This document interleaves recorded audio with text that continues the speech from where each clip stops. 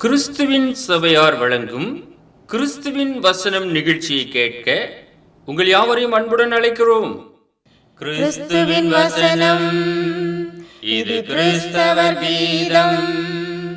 பரிசுத்த வேதம் பறைசாற்றும் வசனம், கிறிஸ்துவின் வசனம், இது கிறிஸ்தவர் கீதம். கிறிஸ்துவின் சபையார் வாழ்த்தி வழங்கும் கிறிஸ்துவின் வசனம், இது கிறிஸ்தவர் கீதம். கிறிஸ்துவின் வசனம், கிறிஸ்துவின் வசனம். வேதாகம குடும்ப நேரத்திற்கு உங்களை வரவேற்கின்றோம். Welcome to the Bible family R.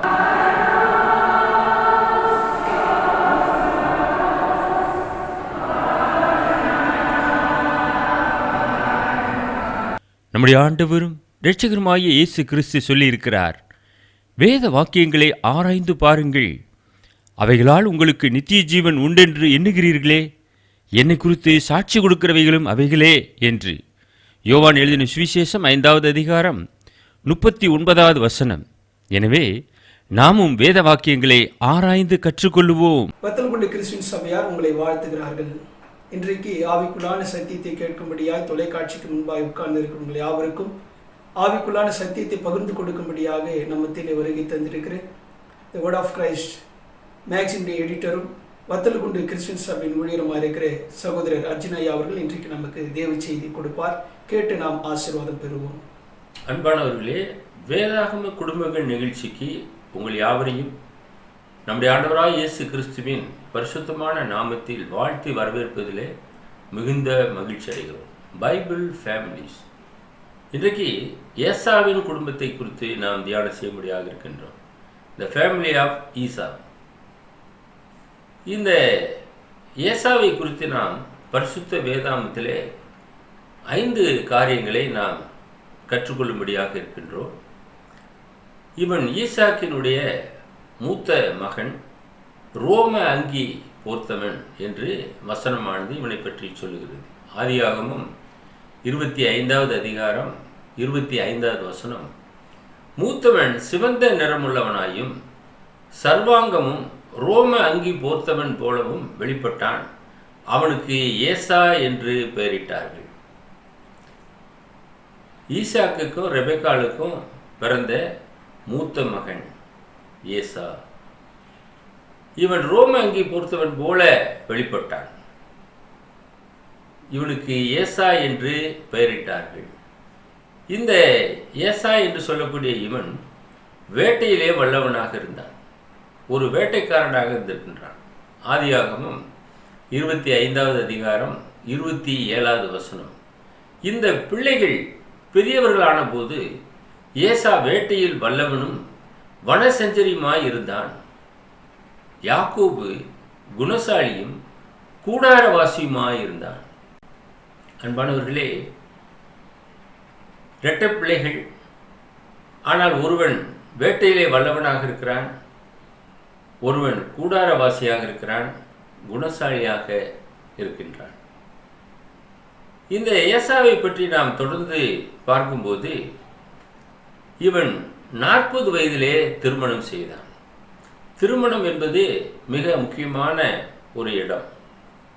பெற்றோர்கள் பிள்ளைகளுக்கு அவர்களுக்கு ஏற்றாற்போல ஒரு மகளை கண்டுபிடித்து திருமணம் செய்து வைக்கின்றார்கள். ஆனால் இவனோ தன் இஷ்டத்தின்படியாக அங்கே திருமணம் செய்து கொள்கிறான். ஆதியாகமம் 26வது அதிகாரம் 34வது வசனம். ஆதியாகமம் 26:34. ஏசா 40 வயதான போது ஏத்தியனான பெயோரியினுடைய குமார்த்தியாகிய யூதித்தையும் ஏத்தியனான ஏலோனுடைய குமார்த்தியாகிய பஸ்மாத்தையும் விவாகம் பண்ணினான். 2 பேரை இவன் விவாகம் செய்திருக்கிறான். இந்த 2 பேருமே தேவனை அறியாத ஜனங்கள். இந்த 2 பேருமே தேவனை அறியவில்லை. அதே போல குடும்பத்தை கட்டுகிற ஒரு ஸ்திரீகளாக அவர்கள் காணப்படவில்லை. ஏனென்றால் அவர்களுடைய பழக்க வழக்கங்கள் எப்படி இருக்கிறதோ அப்படியே அவர்கள் இருக்கின்றார்கள். அன்பானவர்களே, திருமணம் என்பது மிக முக்கியமான ஒரு டேர்னிங் பாயிண்ட். குடும்பத்தை கட்டக்கூடிய ஒரு ஸ்திரியை விவாகம் செய்ய வேண்டும். புத்தியுள்ள ஸ்திரீ தன் குடும்பத்தை கட்டுகிறாள், புத்தி இல்லாத ஸ்திரீ தன் குடும்பத்தை இடிக்கிறாள், அதே கைகொண்டு இடிக்கிறாள். ஆனால் ஞானமுள்ள ஸ்திரீ தன்னுடைய வீட்டை கட்டுவாள் என்று வேதம் சொல்லுகிறது. இவன் 40 வயதிலே திருமணம் செய்தாள். இப்படிப்பட்ட ஒரு பெண்களை அவன் திருமணம் செய்தான். இவனுக்கு மற்றொரு பெயர் என்னவென்றால் ஏதோம் என்று பெயர். ஆதியாகமம் 36வது அதிகாரம் 8வது வசனம். ஆதலால் ஏசா சேயீர் மலையில் குடியேறினான், ஏசாவுக்கு ஏதோம் என்று பெயர். அதனால ஒரு ஜெனரேஷனே வருகிறது, ஏதோமியர் வந்தார்கள். இவனுக்கு ஏதோம் என்று அந்த ஜனங்கள் பெயர் வைத்திருக்கிறார்கள். எனவே அவன் ஏதோம் என்றும் அழைக்கப்பட்டான். அன்பானவர்களே, தேவனுடைய குடும்பத்திலே பிறப்பது ஒரு பெரிய ஆசீர்வாதம். ஆபிரகாம், ஈசாக்கு, யாக்கோபு. இந்த ஈசாக்கினுடைய பிள்ளைகள் தான் ஏசா, யாக்கோபு. இந்த ஏசா தேவனுடைய உன்னதமான திட்டத்தின்படியான ஒரு குடும்பத்திலே பிறந்த போதிலும் இவன் பெற்றோருக்கு கீழ்ப்படிதல் உள்ள ஒரு மகனாக இல்லை. அவர்களுக்கு மன நோவாக இருந்தான். அதான் வேதாகமும் சொல்லுகிறது. இன்றைக்கு பிள்ளைகள் பெற்றோரை கனம் படுத்த வேண்டும். உன் தாயின் தகப்பனையும் கனம் பண்ணுவாயாக என்று வேதம் சொல்லுகிறது. இந்த உலகத்திலே பிதாவாகிய தேவன் நமக்கு கொடுத்தது பெற்றோர்கள் தான். முதலாவது நாம் பார்ப்பது தாயின் கருவிலிருந்து பிள்ளைகள் வெளிப்பட்ட உடனே அந்த தாய் முகத்தை தான் முதலாவது அது பார்க்கின்றது. பிறகு தகப்பனை பார்க்கிறது, மற்ற உறவுகளை பார்க்கிறது. தேவனை நோக்கி பார்க்கும்படியாக அந்த குடும்பம் அவர்களுக்கு கற்றுக் கொடுக்கிறது. இரட்டை பிள்ளைகள் எத்தனை ஆசீர்வாதமான ஒரு காரியம். இவனோ சிவந்த நிறமுள்ளவனாக இருந்திருக்கிறான். குழந்தை சிகப்பா பிறந்துட்டா ரொம்ப சந்தோஷம் கொள்வார்கள். ஆனால் இந்த ஏசா வேட்டையிலே வல்லவன் தான், சிவந்த நிறமுள்ளவன் தான், ரோமாங்கி பொறுத்தவன் தான். ஆனால் அந்த குடும்பத்திற்கு ஏற்றவனாக அவன் வளர்ச்சி அடையவில்லை. அவனுடைய மனைவிகள் ஒரு காரணமாக அமைந்தது. அவனுடைய தேர்வு சரியில்லை என்றுதான் நாம் சொல்ல வேண்டும். இரண்டாவது காரியமாக பார்க்கும்போது இவனுக்கும் யாக்கோபுக்கும் பிரச்சனை ஏற்பட்டது. யாக்கோபு ஆசீர்வாதத்தை பெற்றுக்கொண்டு தன்னுடைய தாயின் வார்த்தையின்படியாக லாபானை சந்திக்கும்படியாக கடந்து சென்று விட்டான். இவனோ தன் சகோதரனை பகைத்து கொன்று போடுவேன் என்று தீர்மானம் செய்கின்றான். ஆதியாகமம் 27வது அதிகாரம் 41வது வசனம். யாக்கோபை தன் தகப்பன் ஆசீர்வதித்தது நிமித்தம் ஏசா யாக்கோபை பகைத்து, என் தகப்பனுக்காக துக்கிக்கும் நாட்கள் சீக்கிரமாய் வரும், அப்பொழுது என் சகோதரனாகிய யாக்கோபை கொன்று போடுவேன் என்று ஏசா தன் இருதயத்திலே சொல்லிக் கொண்டான். அந்த பகையை உள்ளே வைத்து வைத்தான். ஒரு நாள் வரும், அந்த நாளிலே நான் கொன்று போடுவேன் என்று சொல்லுகிறான். பாருங்க, வழி வழியாக வருகிறது. காயின் ஆபேலை கொலை செய்தான். ஆதாமுக்கு பிறந்த முதல் பிள்ளைகள் காயின், ஆபேல். அந்த சகோதரனை, உடன் பிறந்த சகோதரனை பொறாமையினாலே கொன்று போடுகிறான். இதே போல அந்த எண்ணம் இவனுக்குள்ளாக வருகிறது, ஏசாவுக்குள்ளாக வருகிறது. யாக்கோபை கொலை செய்யும்படியாக திட்டம் வைத்தான். அவனை பகைக்க ஆரம்பித்தான். தகப்பனுடைய அந்த துக்க நாட்கள் வரும், அந்த நாட்களிலே நான் அவனை கொன்று போடுவேன் என்று தன் இருதயத்திலே தீர்மானம் செய்தான். இது அவர்களுடைய குடும்பத்திற்கு தெரிய வந்தது. அதனாலே யாக்கோபை தப்புவித்தார்கள் என்று வேதம் சொல்லுகிறது. இந்த ஏசாவினுடைய குடும்பம் ஈசாக்குக்கும் ரெபெக்காலுக்கும் மனநோவாக இருந்தார்களாம். ஆதியாகமும் 26வது அதிகாரம் 35வது வசனம். அவர்கள் ஈசாக்குக்கும் ரெபெக்காளுக்கும் மனநோவாய் இருந்தார்கள். Esau's wife were a grief of mind and to Isaac and to Rebekah என்று நாம் பார்க்கின்றோம். மனநோவாக இருந்தார்கள். இந்த மனநோவு என்று சொல்லும்போது அந்த பெற்றோர்களுக்குத்தான் அந்த நோவானது தெரியும். பிள்ளைகளாலே அந்த நோவு ஒருபோதும் வரக்கூடாது எந்த ஒரு பெற்றோருக்கும். அதனாலே மகிழ்ச்சி உண்டாக வேண்டும். ஆனால் இந்த ஏசாவும் அவனுடைய மனைவிகளும் ஈசாக்குக்கும் ரெபெக்காளுக்கும் மனநோவை கொண்டு வந்தார்கள். குடும்பத்திலே ஓயாத ஒழுக்காக இருந்தார்கள். ஏனென்றால் அவருடைய கலாச்சாரம் அப்படி, அவர்கள் வளர்க்கப்பட்ட விதம் அப்படி. பெற்றோர்களை மதிக்க தெரியவில்லை. மாமனார் மாமியாருக்கு எப்படி கீழ்ப்படிந்து நடக்க வேண்டும் என்பதை அவர்கள் கற்றுக்கொள்ளவில்லை. பார்த்தால் குற்றம், தொட்டால் தீட்டு என்பதை போல அவர்கள் வாழ ஆரம்பித்தார்கள். அங்கே இருக்கிற நாளெல்லாம் அவர்களுக்கு சலிப்பு உண்டானது. ஈசாக்குக்கும் ரெபெக்காளுக்கும் மனநோவு என்று சொல்லும்போது மனவேதனை, வெளியே சொல்ல முடியாத ஒரு வேதனை. எல்லா வசதிகளும் எல்லா வாய்ப்புகளும் இருக்கிறது, ஆனால் மனதிற்கு நிம்மதி இல்லை. அதற்கு என்ன காரணம்? இவன் இந்த விதமான மனைவிகளை திருமணம் செய்து இவர்களுக்கு மனநோவை உண்டு பண்ணினான். அன்பானவர்களே, ஒருபோதும் இந்த விதமாக பெற்றோர்களுக்கு விரோதமான காரியங்களிலே ஈடுபடாதிருங்கள். பெற்றோருடைய விருப்பத்தை நிறைவேற்றுவது பிள்ளைகளுடைய கடமையாக இருக்கிறது. பரிசுத்த வேதம் அதைத்தான் சொல்லுகிறது. உன் தாயின் தகப்பனை கனம் பண்ணுவாயாக என்றால் எல்லா விதத்திலும் அவர்களுக்கு நாம் கீழ்ப்படிந்திருக்க வேண்டும். அவர்கள் நலமான காரியங்களையே பிள்ளைகளுக்கு செய்வார்கள் என்று அறிகிறோம். ஆனால் ஏசாவோ அந்த காரியத்தை அவன் ஏற்றுக்கொள்ளாமல் தன் இஷ்டத்தின்படியாக அங்கே தேர்வு செய்தான். அவர்கள் ஒருபோதும் நன்மையான காரியங்களை அவர்களுக்கு செய்யவில்லை. ஆதியாகமம் 27வது அதிகாரம் 40வது வசனம். ஈசாக்கினுடைய ஆசீர்வாதம் ஏசாவுக்கு கொஞ்சமாய் கிடைத்தது. உன் பட்டயத்தினாலே பிழைத்து உன் சகோதரனை சேவிப்பாய் என்று ஆசீர்வதித்தார். ஆதியாகமம் 27:40. உன் பட்டயத்தினாலே நீ பிழைத்து உன் சகோதரனை சேவிப்பாய். நீ மேற்கொள்ளும் காலம் வரும்போதோ உன் கழுத்தில் இருக்கிற அவனுடைய நுகத்தடியை முறித்து போடுவாய் என்றான். பாருங்க, ஈசாக்கு ஆசீர்வாதத்தை யாக்கோபுக்கு கொடுத்து விட்டார். இவனோ தாமதமாக கடந்து செல்கிறான். என் தகப்பனே என்னை ஆசீர்வதியும் என்று கேட்கிறான். இதற்கு முன்னே வந்தவன் யார் என்று கேட்கும்போது இவன் புரிந்து கொண்டான். இதோ யாக்கோபு ஏமாற்றி தன் தகப்பனுடைய ஆசீர்வாதத்தை வாங்கி சென்று விட்டான் என்று கண்ணீரோடு தகப்பனை பார்த்து கேட்கிறான். ஒரு ஆசீர்வாதத்தையாவது எனக்கு வைக்கவில்லையா என்று கேட்கும்போது அங்கே ஈசாக்கு சொல்லுகிறார், உன் பட்டயத்தினாலே நீ பிழைத்து உன் சகோதரனை சேவிப்பாய். இவனோ ஒரு வேட்டைக்காரன். இவன் கையிலே பட்டயம் இருந்தது. அந்த பட்டயத்தினாலே நீ பிழைத்து உன் சகோதரனை சேவிப்பாய்.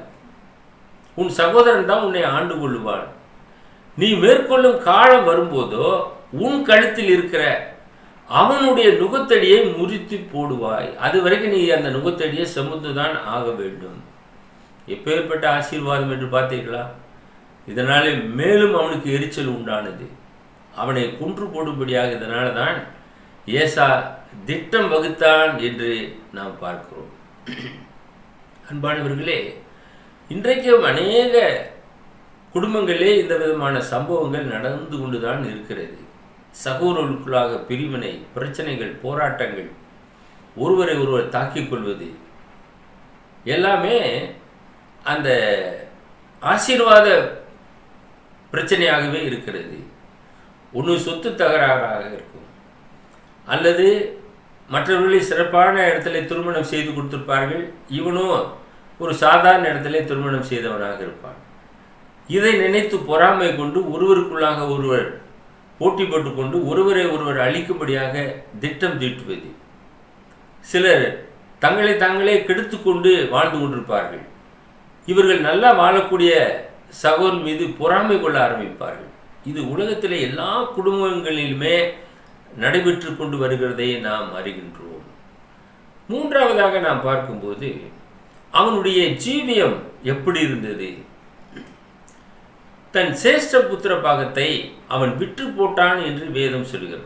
ஆதியாகமம் 25வது அதிகாரம் 33வது வசனம். அப்பொழுது யாக்கோபு, இன்று எனக்கு ஆணையிட்டு கொடு என்றான். அவன் யாக்கோபுக்கு ஆணையிட்டு தன் சேஷ்ட புத்திர பாகத்தை அவனுக்கு விற்று போட்டான். சேஷ்ட புத்திர பாகம் என்பது கர்த்தரால் வரக்கூடிய ஒரு ஆசீர்வாதமான சொத்து, வழிவழியாக கிடைக்கக்கூடிய ஒரு ஆசீர்வாதம், குடும்பத்திலிருந்து வரக்கூடிய ஆசீர்வாதம். அது எனக்கு எண்ணத்திற்கு, நானும் பசியினால் சாகிறேன், அந்த கூளை எனக்கு கொடு, இந்த சேஷ்ட புத்திர பாகத்தை நீர் வைத்துக்கொள் என்று கொடுத்து விடுகிறான். தன் சேஷ்ட புத்திர பாகத்தை அவனுக்கு விற்று போட்டான், யாக்கோபுக்கு விற்று போட்டான். யாக்கோபு விவரமாக இருந்து அந்த ஏசாவினுடைய அந்த புத்திர பாகத்தை அவன் வாங்கி கொண்டான் என்று இந்த வசனத்திலே நாம் பார்க்கிறோம். அன்பானவர்களே, ஒருபோதும் ஒருவேளை ஆகாரத்துக்காக இந்த ஏசாவை போல நாம் விற்று போடக்கூடாது. ஆனால் ஏசா இந்த விஷயத்திலே ஞானமில்லாதவனாக நடந்து கொண்டான். அவன் ஒரு வேட்டைக்காரனாக இருக்கிறான் என்றால் அவனுடைய நினைவுகள், செயல்பாடுகள் எப்படி இருக்கும்? அந்த விதமாகவே இந்த காரியத்தை அவன் செய்து போட்டான் என்று பார்க்கிறோம். மேலும் பிதாவாகிய தேவன் சொல்லுகிறார், மல்கியா 1வது அதிகாரம் 3வது வசனம், ஏசாவையோ நான் வெறுத்தேன் என்று சொல்லுகிறார். அவனுடைய மலைகளை பாழும், அவனுடைய சுதந்திரத்தை வனாந்தரத்தில் உள்ள வலுசற்பங்களின் தாவுமாக்கினேன். அவனை வெறுக்க ஆரம்பித்தார் பிதாவாகிய தேவன். தேவன் யாரை நேசிப்பார்? அவருக்கு கீழ்ப்படுகிறவர்களை, பெற்றோருக்கு கீழ்ப்படுகிறவர்களை, பிதாவின் சித்தத்தை நிறைவேற்றுகிறவர்களை தேவன் அதிகமாக நேசிப்பார். நம்முடைய தேவன் அன்புள்ள தேவன், யாவருக்குமே போதுமான தேவன். அவர் ஒருவருமே புறம்பே தள்ளுவதில்லை. இந்த உலகத்திலே பிறக்கிற எல்லா பிள்ளைகளுமே நல்ல பிள்ளைகளாகத்தான் பிறக்கிறார்கள். அவர்கள் வளர்ந்து வரும்போது அங்கே இருக்கக்கூடிய கலாச்சாரம், சூழ்நிலை, இவைகளுக்கு ஏற்றாற் போல அவர்கள் மாற ஆரம்பிக்கிறார்கள். இதில் வேத வசனத்தை நாம் நோக்கி பார்த்து பெற்றோர்களுக்கு கீழ்ப்படிந்து பொறுமை உள்ளவர்களாக, தேவ சமூகத்தை நோக்கி பார்க்கிறவர்களாக, அன்புள்ளவர்களாக நாம் இருந்து செயல்படும் போது தேவன் நம்மிலே பிரியம் கொள்ளுவார். ஆனால் இவனை வெறுக்க ஆரம்பித்தார் ஏசாவை. ஏனென்றால் அவனுடைய செயல்பாடுகள் அந்த விதமாக இருந்தது. அதனாலே அவர் வெறுத்தார். யூதாசை ஏன் ஆண்டவராய் இயேசு கிறிஸ்து வெறுத்தார்? நீ செய்கிறதை சீக்கிரமாய் செய் போ என்று சொல்லி அவனை அனுப்பிவிட்டார். ஆண்டவர் பாவிகளை ரட்சிக்க வந்தார். ஆனால் யூதாசையோ அவனை ஒப்பு கொடுக்கிறார், அவனை வெறுக்கிறார். காரணம், அவனுடைய செயல்பாடுகள் சரியில்லை. பிசாசுக்கு இடம் கொடுத்தான். உங்களுடைய வாழ்க்கையிலே நீங்கள் பிசாசுக்கு இடம் கொடுப்பீர்கள் என்றால் தேவன் உங்களை வெறுப்பார். ஏனென்றால் உங்களுக்குள்ளாக இருக்கக்கூடிய பிசாசு தேவனுக்கு எதிராளியான சத்துரு. அவன் ஆதி முதலாக மனுஷ கொலைபாதகனாக இருக்கிறான். அவன் உங்களுக்குள்ளாக வந்து விட்டான். எனவே ஆண்டவர் உங்களை வெறுக்கிறார். அந்த விதமாக ஏசாவை நான் வெறுத்தேன், அவனுடைய மலைகளை பாழும், அவனுடைய சுதந்திரத்தை வனாந்தரத்துள்ள வலுசற்பங்களில் தாவுமாக்கினேன் என்று வர சொல்லுகிறதை நாம் இந்த வசனத்திலே பார்க்கிறோம். ஆதியாகமம் 28:8-9 வசனங்களிலே பார்க்கும்போது, கானானியருடைய குமாரத்திகள் தன் தகப்பனாகிய ஈசாக்கின் பார்வைக்கு ஆகாதவர்கள் என்பதை ஏசா அறிந்ததினாலும், ஏசா இஸ்மவேலிடத்திற்கு போய் தனக்கு முன்னிருந்த மனைவிகளும் அன்றி ஆபிரகாமுடைய குமாரனாகிய இஸ்மவேலின் குமாரத்தையும் நேபாயோத்தின் சகோதரியுமாகிய மகளாத்தையும் விவாகம் பண்ணினான். எவ்வளவு துணிந்து இந்த காரியங்களை செய்திருக்கிறான் என்று பாருங்கள். ஈசாக்குக்கு பிடிக்காத காரியத்தை செய்ய வேண்டும் என்ற எண்ணம் இவனுக்குள்ளாக இருந்தது. எனவே தன் தகப்பனாகிய ஈசாக்கின் பார்வைக்கு ஆகாதவர்கள் என்பதை ஏசா அறிந்ததினாலே அவன் இஸ்மவேலிடத்திற்கு போய் திருமணம் செய்கிறான். முன்னே இருந்த மனைவிகளும் அன்றி ஆபிரகாமுடைய குமாரனாகிய இஸ்மவேலின் குமாரத்தி.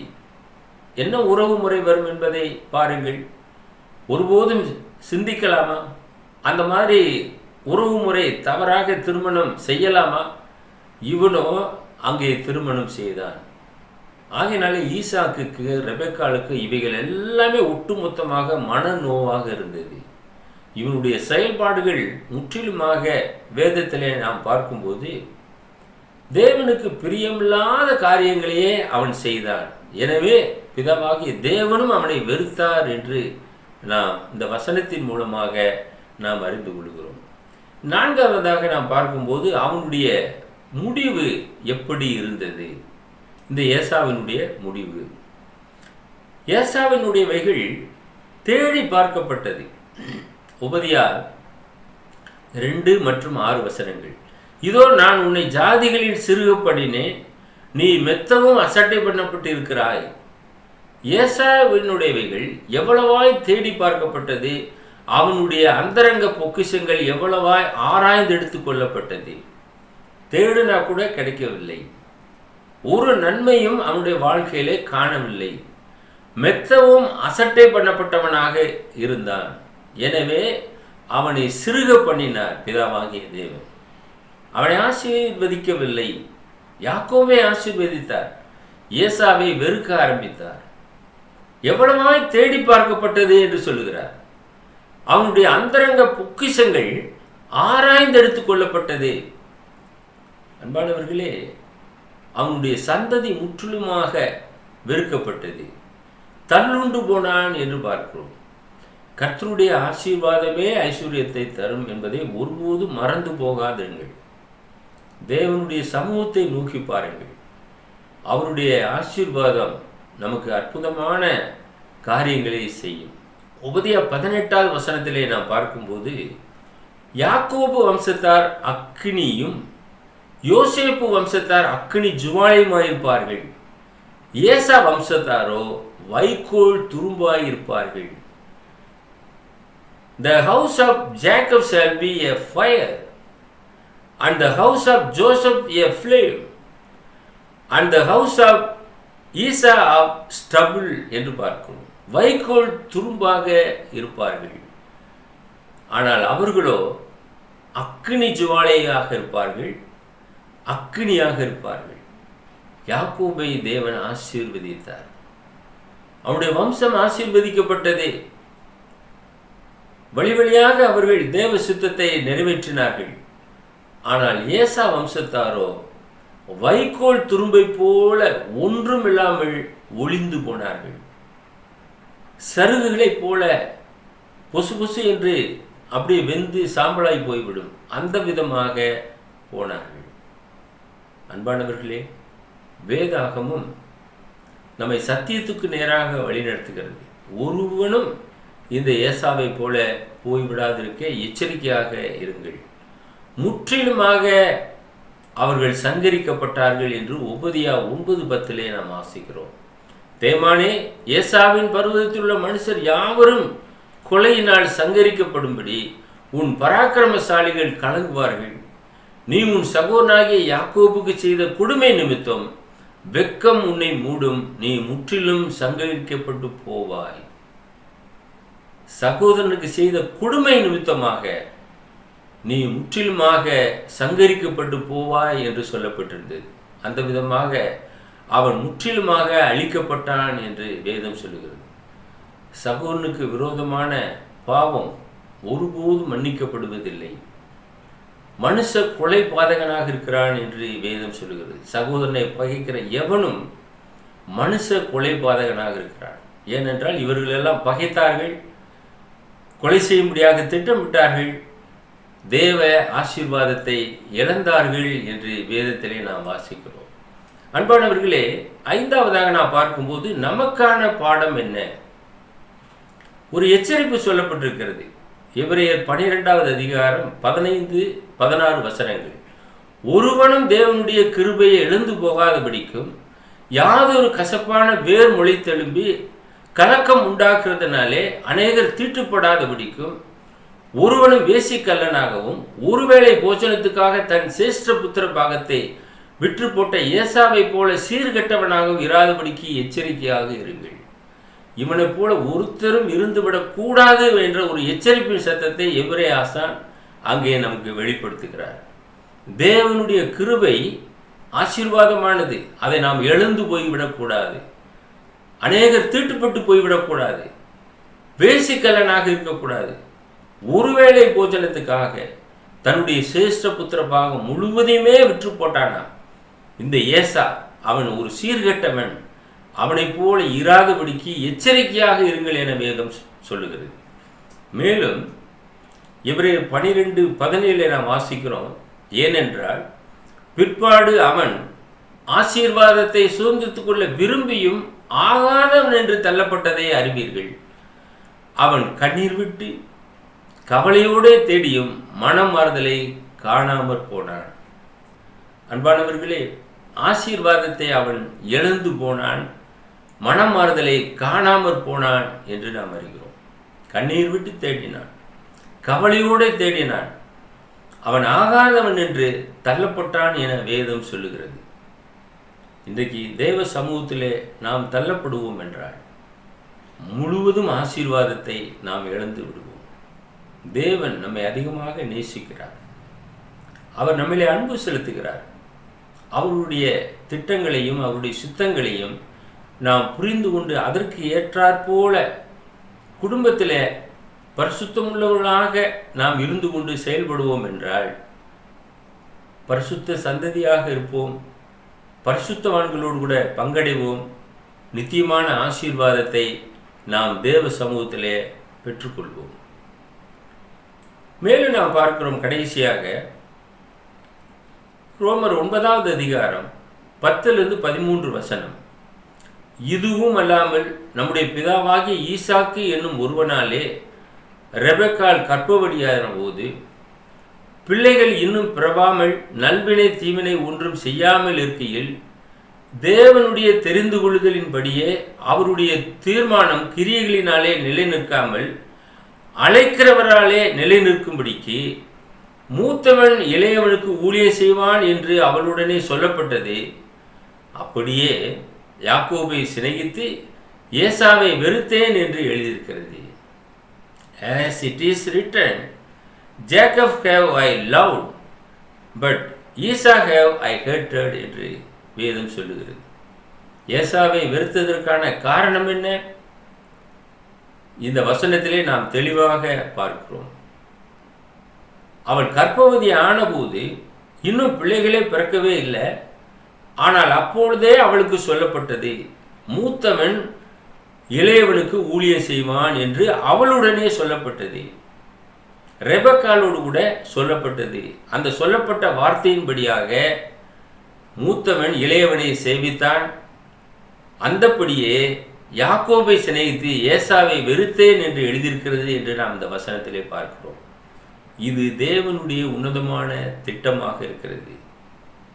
எவன் மேல் இரக்கமாயிருக்க சித்தமாயிருக்கிறாரோ அவன் மேல் இரக்கமாயிருப்பார். அது தேவனுடைய சித்தமாக இருக்கிறது.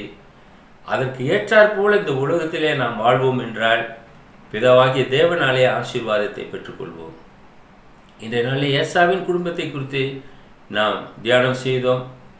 நமக்கான பாடங்களை குறித்து நாம் தியானம் செய்தோம். அநேக காரியங்களை இதன் வழியாக நாம் கற்றுக்கொண்டோம். இந்த குடும்ப நிகழ்ச்சி உங்களுக்கு ஆசீர்வாதமாக இருக்கும் என்று நாங்கள் நம்புகிறோம். உங்களுக்காக ஜெபம் பண்ணுகிறோம். எங்களை நேசித்து வழிநடத்துகிற பரலோகத்தின் பிதாவே, ஏசாவின் குடும்பத்தை குறித்து இந்த நாளிலே நாங்கள் தியானம் செய்தோம். ஏசாவை போல ஒருவனும் சீர்கெட்டவனாய் இராதபடி எச்சரிக்கையாக இருங்கள் என்று எபிரேய ஆசிரியர் சொன்ன வசனத்தின்படியாக நாங்கள் சீர்கெட்டு போய்விடாது இருக்க உம்முடைய வல்லமையுள்ள வசனம் எங்களை சத்தியத்திற்கு நேராக தொடர்ந்து வழிநடத்தி ஆசீர்வதிக்க வேண்டுமாய் இயேசுவின் வல்லமையுள்ள நாமத்தில் வேண்டுதல் செய்கிறோம் எங்கள் பரலோகத்தின் பிதாவே. ஆமென். 041 another number 6379350509. Email address urgentandglory@gmail.com. View our The Word of Christ program on YouTube channel. May God bless you all.